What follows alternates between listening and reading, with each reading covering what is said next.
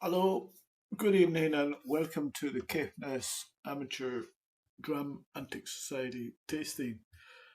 I'm doing a series of lost distillery tastings, and this evening I'm going to do one from St Magdalene, Linlithgow, and it's a Gordon MacPhail rare old 1982 vintage, bottled in 2001, bottled at 40% ABV. Sometimes known as Linlithgow, St Magdalene's Distillery is often viewed as one of the great lost distilleries of the 1980s, often fetching north of £800 at auction. But I've discovered a website or an online store called the Malt Library, and I've been picking up some samples. They do specialise in rare and old and lost distillery bottlings or capsules. This is a 3CL sample. And it gives you a way to try whiskey that you would never really be able to go for at auction. And St Magdalene Distillery was a Lowland single malt Scotch whisky in Linlithgow in Scotland. Linlithgow, of course, site of the famous Linlithgow Palace, and also on the Forth and Clyde Canal, there's a nice walk you can do. Various walks you can do. You could do the John Muir Trail, where you can walk from Linlithgow to Bowness, and you'll pass by on the way. As you come into Bowness, on the outskirts, you'll find James Watt's former workshop, and that's a fascinating piece of history as well. And the actual building of the workshop is still there. And the distillery, though, was in Lithgow, and it operated between 1798 and 1983.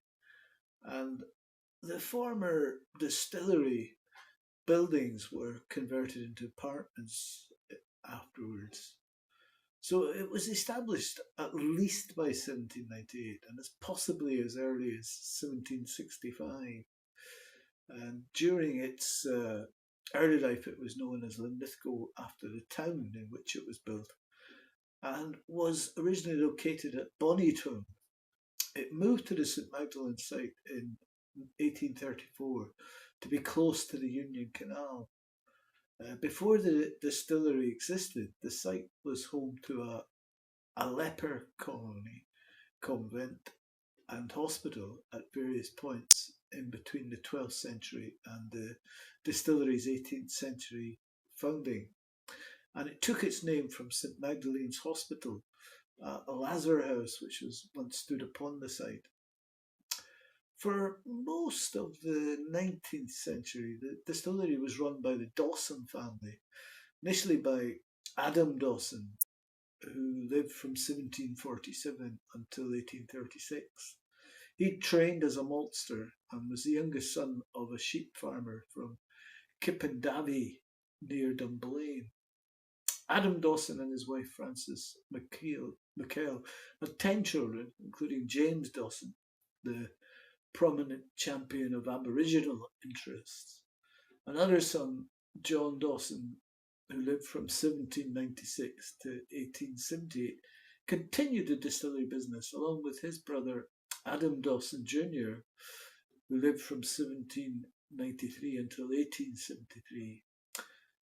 By 1856, the distillery could produce 4,000 US gallons, or 15,000 litres, or 3,300 imperial gallons of whisky per week, and employed around 30 people.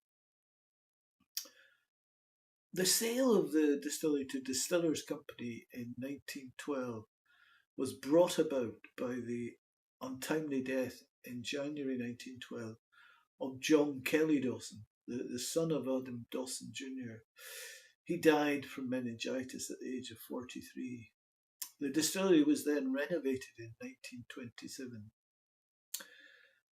But during the whisky llok of the early 80s, St Magdalene was closed in 1983, and some of the buildings were converted into apartments. And they did retain the distinctive pagoda roofs and are protected as Category C listed buildings. The distillery got its water from Lowland and most recently belonged to Diageo, of course. The Union Canal ran behind the distillery and not only supplied cooling water, but was also the main transport route for barley and materials at the outset of the distillery. And whisky barrels were probably also loaded on barges here. When it was eventually acquired by Distillers Company Limited, St Magdalene was a comparatively large distillery with a capacity of 1 million litres per annum, produced over 14 washbacks, 5 stills, 2 wash, and 3 low wines, 3 worm tubs, 19 warehouses. Although most of the distillery whisky was destined for blending, it has been bottled by independents under both the St Magdalene and Linlithgow brands. Diageo released 2 official bottlings as part of its rare malt series in the 1990s. A 23-year-old 1970 vintage and a 19-year-old 1979 vintage. And a 30-year-old bottling named Linlithgow was also released in 2004 as part of Diageo's special releases for that year. But tonight we have a Gordon MacPhail bottling, and it's a Gordon MacPhail rare old St Magdalene 1982 vintage at 40%. So we're going to taste a truly legendary ghost distillery here. Bottled by Gordon MacPhail in 2001 as part of their rare old selection. And it was distilled just 1 year before St Magdalene closed for good in 1983. I think this is almost certainly ex-bourbon given the colour.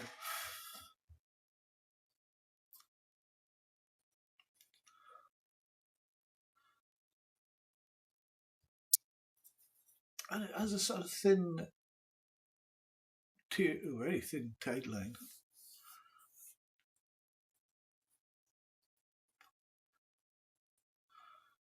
And it's not terribly viscous.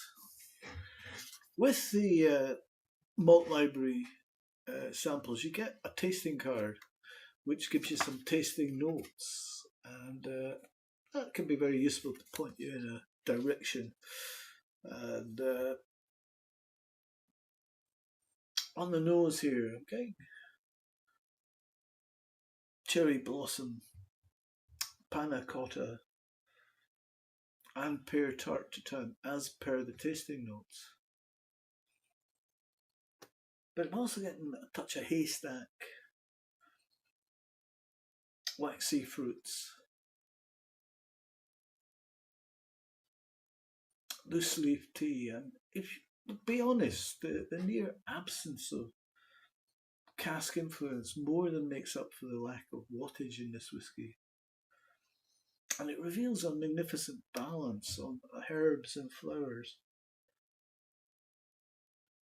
And you also get those greases and oils you would find in an old garage, which is a fairly typical nose of St Magdalene.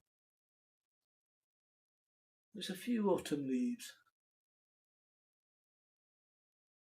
and old apples. Very delicate. There's a few mandarins. It's a very pretty nose, almost a white wine. A very, very good white wine.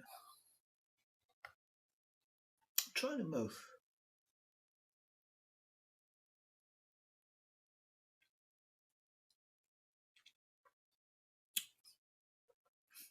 And as from the tasting notes from the malt library, I do get the orange peel oils, the green bananas, and the damp earth.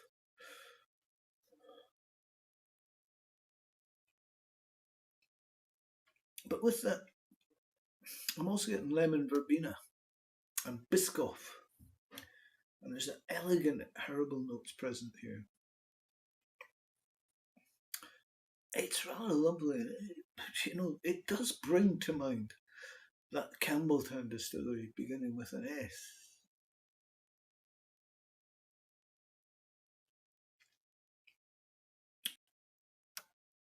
Saline, a little on pencil lead, and paraffin oil, with a faint touch of soot. But also you get the familiar mandarins and old apples found on the nose.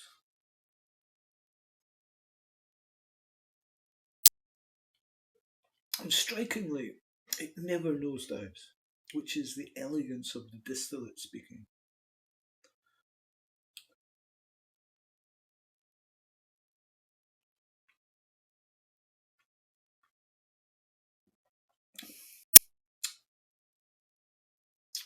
And the finish is green fruits, soft, delicate oak, and a continuing herbal profile.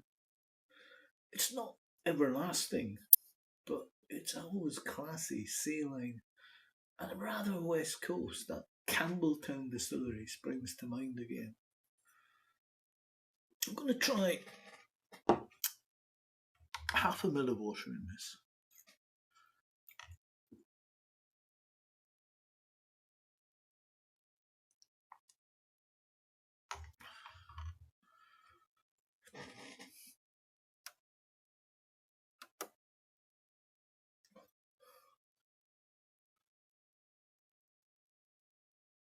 There's not a lot of asymmetry going on here.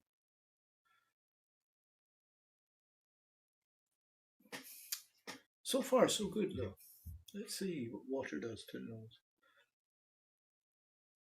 And it becomes more orangey and coffee-ish, which complements the whole, I think. And there's a nice farminess as well, wet hay. And a little bit of chocolate. More grass, linseed oil, chalk, and tobacco. It's very nice.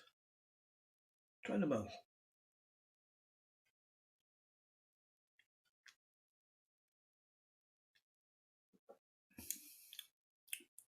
It's fruitier. Even kind of like bubblegum, pink bubblegum. Bazooka Joe used to get back in the day.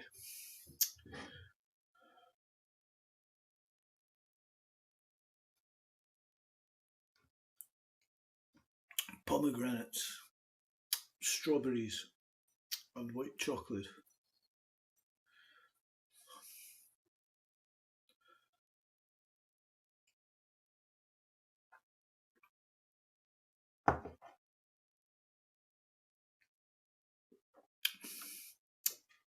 And the finish is longer with water and fruity.